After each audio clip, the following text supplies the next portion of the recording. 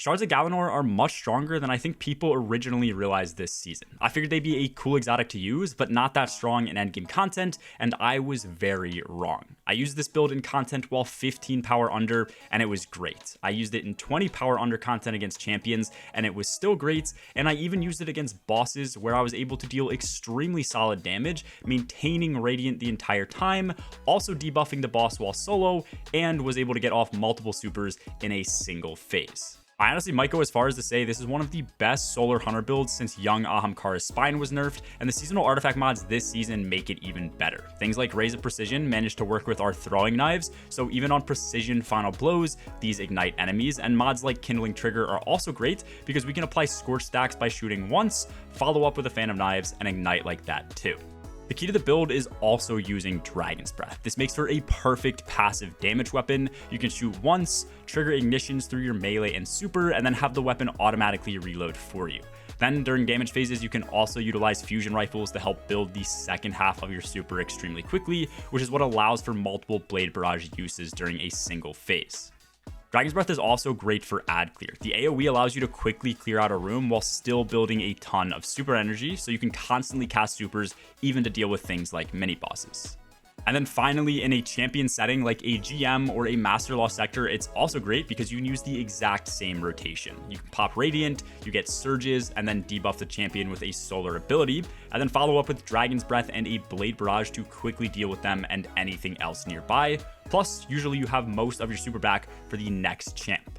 Overall, the rotation is what makes this build super strong, and it's really easy to get down. Not to mention, we still have infinite uptime on Radiant, trigger endless ignitions for ad clear, get lots of super energy back on melee final blows, and also have infinite restoration.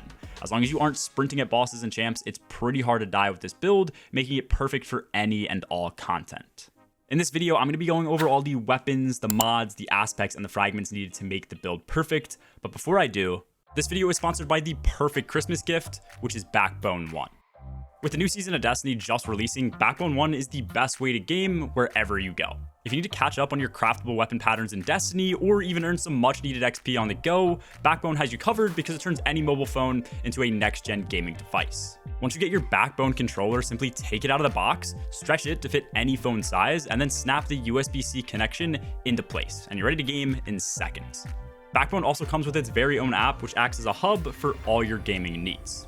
Play games through Steam Link, PlayStation and Xbox Remote Play, App Store and Play Store games, and even with Xbox Cloud Gaming. You can even add friends through the Backbone app to see when they're online and what games they're currently on.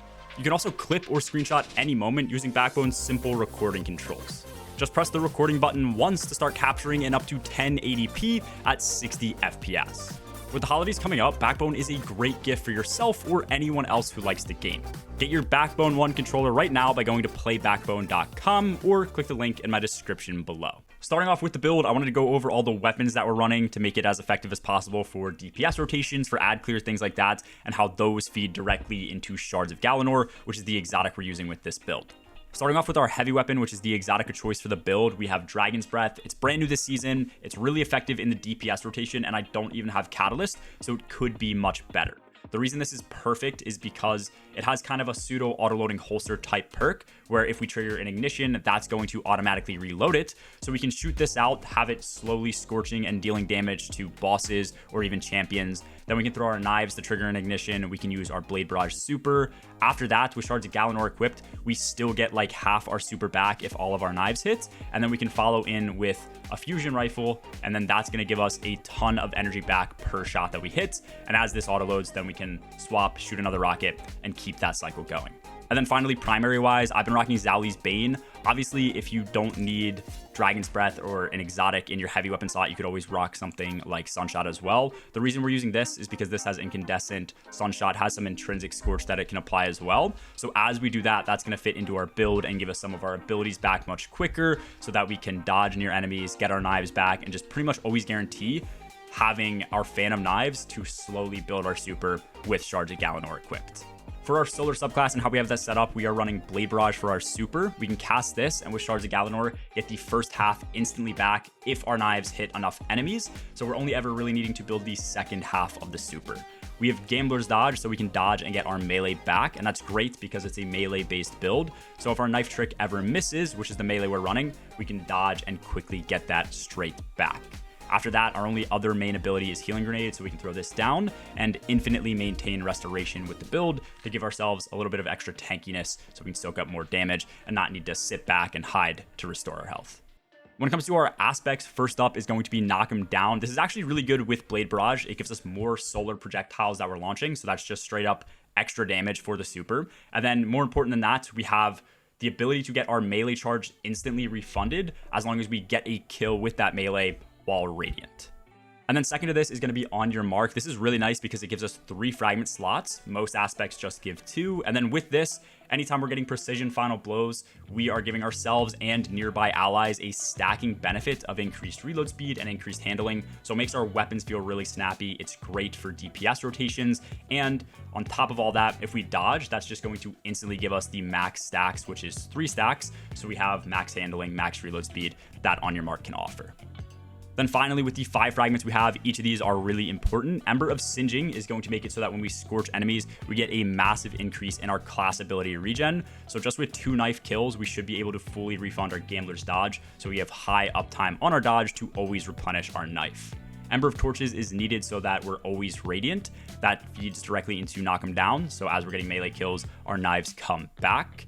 Ember of Empyrean allows us to infinitely chain radiant and restoration effects as long as we're getting solar ability and weapon final blows.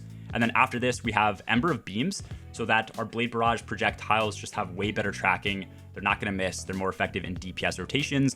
And that's great with Shards of Galanor so that we pretty much guarantee they're all hitting and we're getting our max super refund. And then finally, we have Ember of Ashes to increase the score stacks we apply by 50%, which is great for triggering ignitions, dealing more damage, and then also that feeds directly into Dragon's Breath rotation so that we get that autoloading to proc.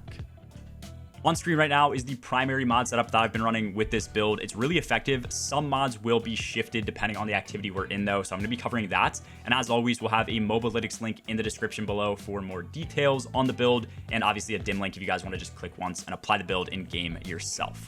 On my helmet, the goal with Shards of Galanor is obviously to get increased super gains through melee kills, so I am rocking 1 copy of Hands On, and then I obviously have Harmonic Siphon so that I'm genning Orbs of Power on weapon final blows.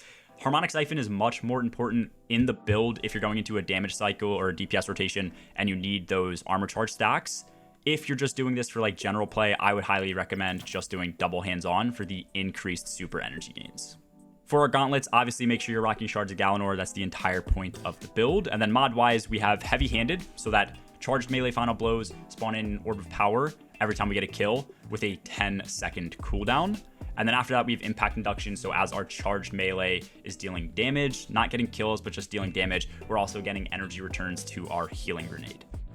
Chest-wise, obviously 3 damage resistance mods, just cycle these out with whatever damage you're taking for that activity. You could change these if it's a super casual activity, but for the most part, you'll probably be using this in endgame content, so I highly recommend using 3 damage resist mods.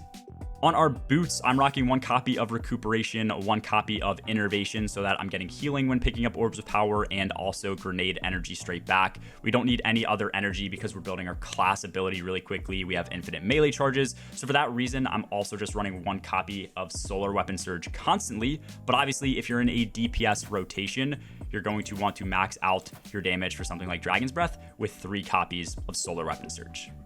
And then finally, on our class item, we only really need Grenade Energy for the build, so we do have 1 copy of Bomber. We also have Powerful Attraction, so when I'm dodging, I just collect all Orbs of Power nearby to get my surges constantly, and then also to get healing through things like Recuperation. And then finally, I tend to rock Reaper. We're always dodging, so then our next weapon final blow will create another Orb of Power.